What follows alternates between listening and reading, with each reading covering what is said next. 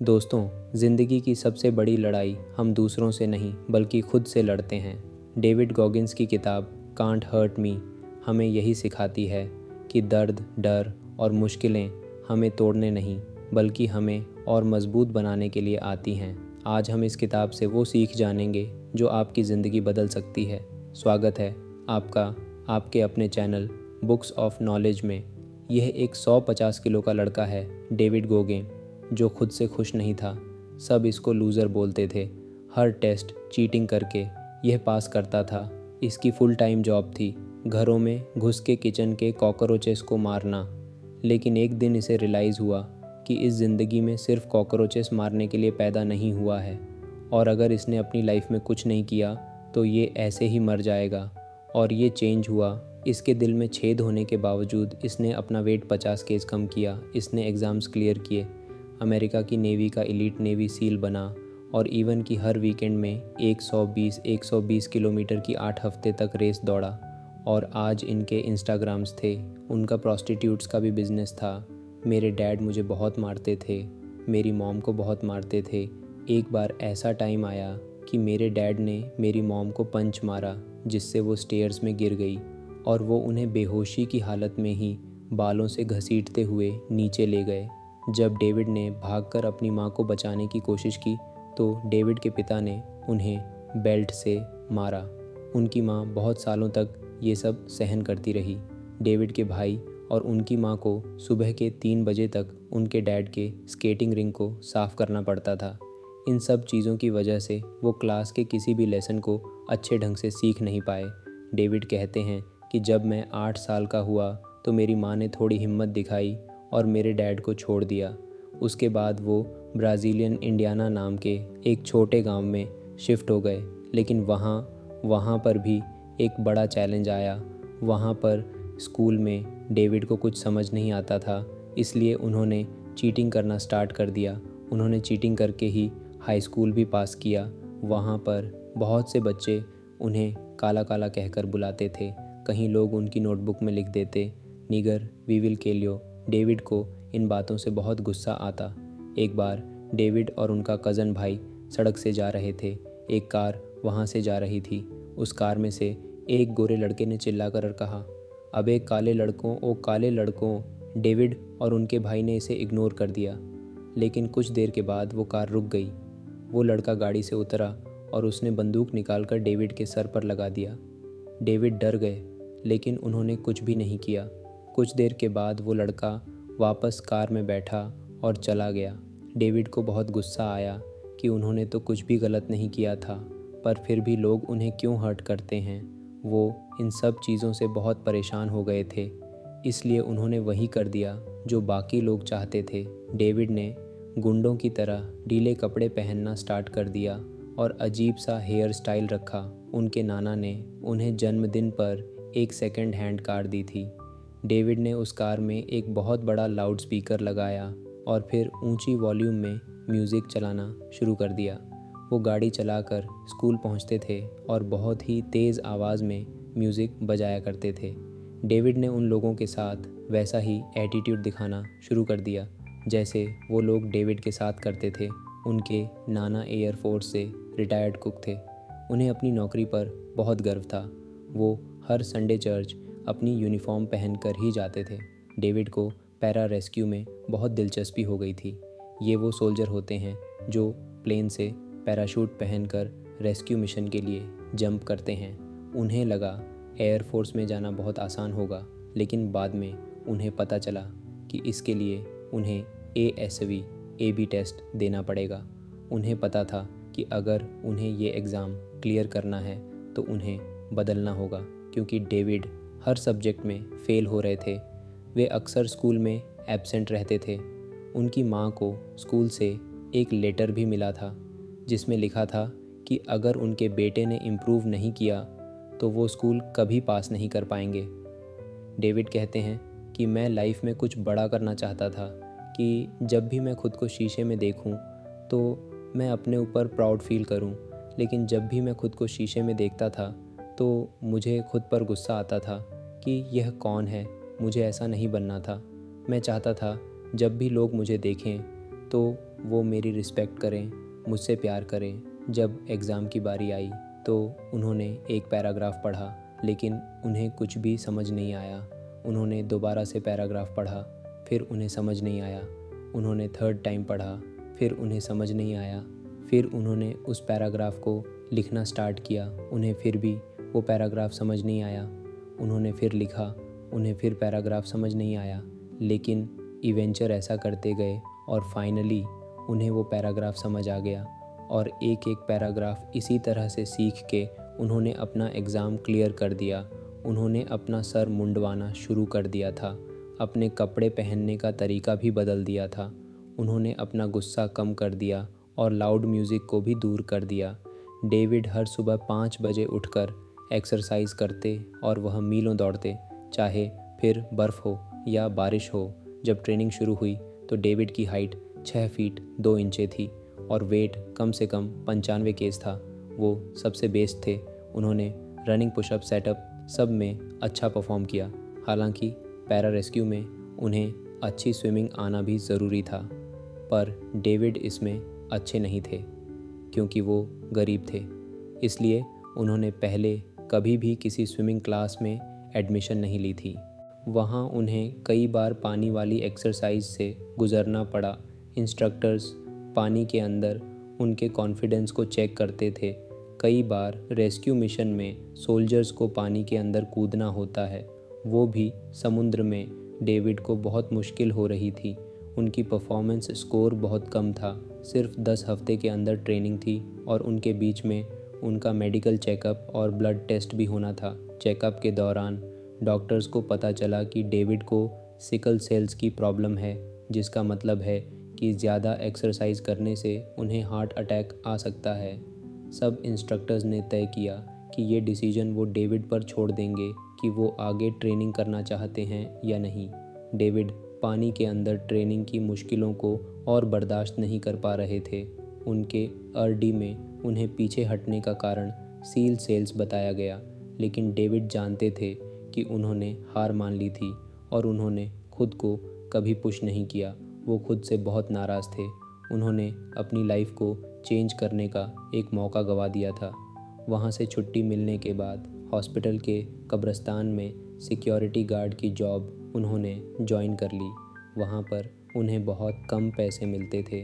अपने फेलियर से डील करने के लिए डेविड हद से ज़्यादा खाने लग गए, जिसकी वजह से उनका वेट 150 किलोग्राम हो गया। एक रात हॉस्पिटल में डेविड को एक लड़के से बात करने का मौका मिला जो इकोलैब नाम की कंपनी में काम करता था। वो एक पेस्ट कंट्रोल कंपनी थी। उसने कहा कि उसे फ्री में एक ट्रक मिलता है और उसके ऊपर हुक्म चलाने वाला बॉस नहीं है। उसे डेविड की सैलरी से 30 पर ज़्यादा मिलता था, तो डेविड इस काम को करने के लिए तैयार हो गए। हालांकि वो काम करना थोड़ा मुश्किल था। डेविड को पूरी रात एक रेस्टोरेंट से दूसरे रेस्टोरेंट में चूहे और कॉकरोच मारने का काम मिला। ये लोग रेस्टोरेंट में जाकर गंदी किचन में चूहे पकड़ने के लिए ट्रैप लगाते और कॉकरोच मारने के लिए स्प्रे करते हैं। एक बार एक रेस्टोरेंट में उन्हें किचन के बेसन के नीचे कॉकरोचेस का बहुत बड़ा घर दिखा। उन्होंने उसके ऊपर स्प्रे किया। सारे कॉकरोचेस बाहर निकल गए। कुछ दीवार के ऊपर चढ़े, कुछ उनके ऊपर चढ़ गए। तब जाके उन्हें महसूस हुआ कि अब बहुत हो गया। वो उस रेस्टोरेंट से भाग गए। जब वो घर पहुँचे तो सबसे पहले उन्होंने नहा के खुद को साफ़ किया। जब वो नहाकर बाहर आए तो डेविड ने टीवी पर कमर्शियल देखा। वो नेवी सील के लिए था, जो दुनिया की सबसे मुश्किल ऑपरेशन फोर्स है। उसमें कमांडिंग ऑफिसर्स बोल रहे थे कि हमें ऐसे आदमी की ज़रूरत है जो एवरेज होना पसंद नहीं करते और जिन्हें चैलेंजेबल को ऐसा लगा कि इनडायरेक्टली वो उन्हीं से बात कर रहे हैं। वो अपनी लाइफ से थक चुके थे। अब वो अपने आप को दोबारा से साबित करना चाहते थे। डेविड ने काम करना शुरू कर दिया। वो सुबह 4 बजे उठते, ब्रेकफास्ट के लिए केला खाते हैं और 2 घंटे तक जिम में साइकिलिंग करते हैं और साइकिलिंग करते हुए वो दोबारा से SVAB की किताबें पढ़ते हैं। उसके बाद 2 घंटे पूल में स्विमिंग की प्रैक्टिस करते हैं। उसके बाद जिम में बेंच प्रेस और टांगों की एक्सरसाइज करते हैं। रात के डिनर में वे सब्जियां खाते थे। सोने से पहले वो फिर 2 घंटे तक साइकिलिंग करते हैं। उन्होंने पुशअप्स, पुल एप्स और 4 किलोमीटर रन को भी अपने रूटीन में शामिल कर दिया था। उन्होंने ने टेस्ट के लिए जो कम से कम ज़रूरी रिक्वायरमेंट्स थी उसे पूरा कर लिया था। डेविड बहुत खुश थे। उन्होंने अपनी माँ को फ़ोन किया और ये खुशखबरी सुनाई। सील के लिए जितना वज़न चाहिए था उन्होंने वो अभी अचीव कर लिया था। लेकिन ये तो बस अभी स्टार्टिंग थी। बर्ड्स नेवी सील बनने के लिए 6 महीने की ट्रेनिंग होती है। ये 3 फेजेस में डिवाइडेड है। पहले फ़ेज़ में फ़िज़िकल ट्रेनिंग पार करनी पड़ती है, दूसरे फ़ेज़ में डाइविंग ट्रेनिंग होती है और तीसरे फ़ेज़ में वॉर की ट्रेनिंग होती है। इस ट्रेनिंग को एवरेज सिर्फ 20 पर ही लोग पूरा कर पाते हैं। बहुत से ट्रेनी बीच में ही छोड़ के चले जाते हैं, क्योंकि इसमें सिर्फ फिज़िकल ताकत नहीं बल्कि उनकी सहन करने की मेंटल एबिलिटी को भी टेस्ट किया जाता है। डेविड 2 बार इस ट्रेनिंग में फ़ेल हो गए। पहली बार उनको डबल निमोनिया हो गया था, दूसरी बार उनका घुटना टूट गया था और फिर भी उन्होंने हार नहीं मानी और तीसरी बार ट्राई किया तो वो नेवी सेल बन गए। डेविड को लास्ट चांस दिया गया था और कहा गया था कि इस बार उन्हें चोट लगती है तो बस यहाँ पर सब ख़त्म हो जाएगा। इसीलिए उन्होंने सोच लिया था कि अगर उनकी हड्डी भी टूट गई तो भी वहाँ नहीं मानेंगे। डेविड अकेले ऐसे शख्स हैं जिन्होंने 3 बार नेवी सील के लिए ट्राई किया, लेकिन एंड में वो सक्सेसफुल हुए। सब लोग डेविड से पूछते हैं कि तुम नेवी सील ट्रेनिंग में 18 महीने कैसे रहे? ये ट्रेनिंग तो सिर्फ 6 महीने की होती है। तुमने 3 बार हेलवर्क को कैसे कंप्लीट किया? क्योंकि बहुत सारे ट्रेनी तो वे बीच में ही छोड़ के चले जाते हैं।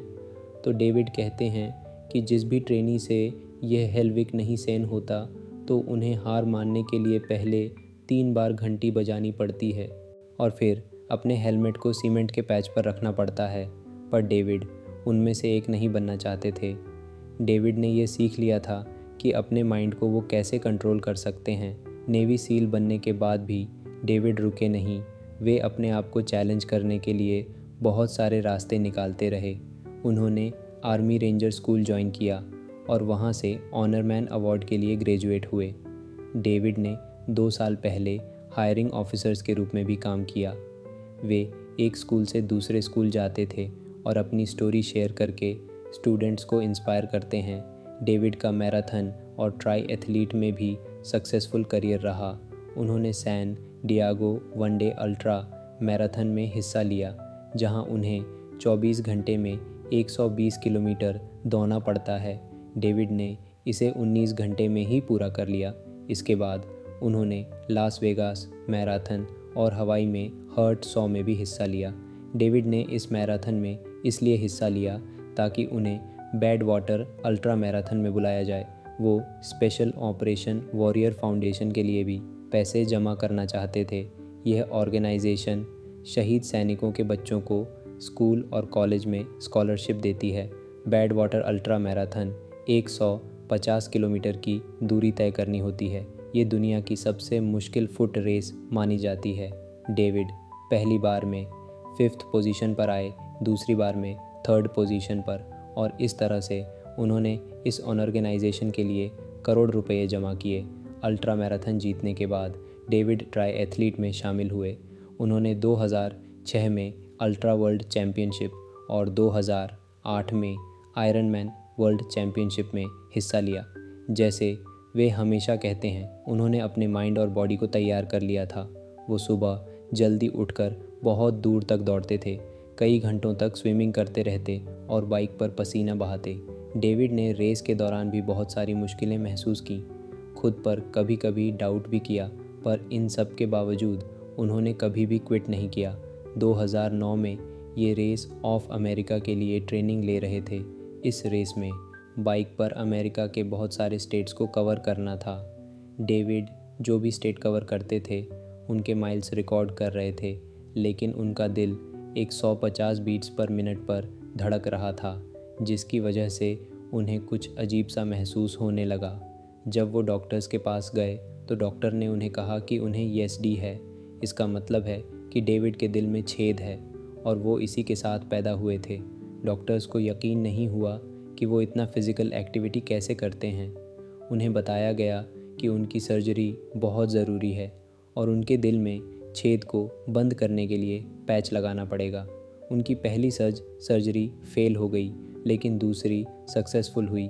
डेविड को कुछ भी रोक नहीं सका, ईएसडी भी नहीं। इसके बाद उनका अगला टारगेट था पुलअप्स। वो अपना नाम Guinness book of world record में लिखा चाहते थे। उन्हें 24 घंटे में 4020 पुलअप्स करने का रिकॉर्ड तोड़ना था।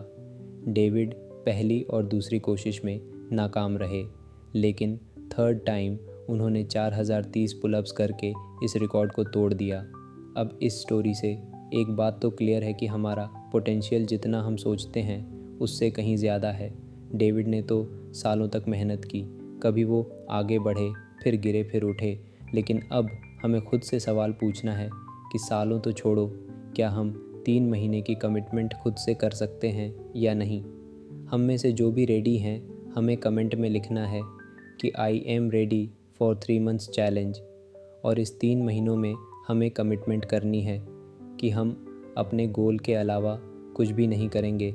एंड ट्रस्ट मी, इन 90 दिनों में हम अपने पोटेंशियल को तो जान ही लेंगे कि हम जितना सोचते हैं हम उससे कहीं ज़्यादा कर सकते हैं। डेविड कहते हैं कि लोग अभी मुझे देखते हैं और वो सोचते हैं कि वाओ, ये तो अपनी गेम में बेस्ट है। लेकिन डेविड कहते हैं कि ऐसा नहीं है। अभी भी जब मैं सुबह उठता हूँ तो मुझे सुस्ती आती है और मैं खुद से कहता हूँ, क्या कर रहा है यार, सब तुझे देख रहे हैं, तुझसे इंस्पायर हो रहे हैं, तुझे वो इंसान बनना ही पड़ेगा जो सब लोग तुझे सोचते हैं। इसलिए बेड से उठ निकल और जिम जा। इन शॉर्ट, वो अभी भी मेहनत करते हैं दोस्तों। ये वीडियो हमने डेविड गोगिन्स की बुक कांट हर्ट मी से बनाई है। याद रखिए दोस्तों, मुश्किलें चाहे कितनी भी बड़ी हों, अगर आपका जज्बा अटूट है तो कोई आपको रोक नहीं सकता। अगर यह वीडियो आपको प्रेरणा दे तो लाइक और शेयर ज़रूर करें और जुड़े रहिए बुक्स ऑफ नॉलेज के साथ, जहां हर किताब आपको देता है एक नई दिशा।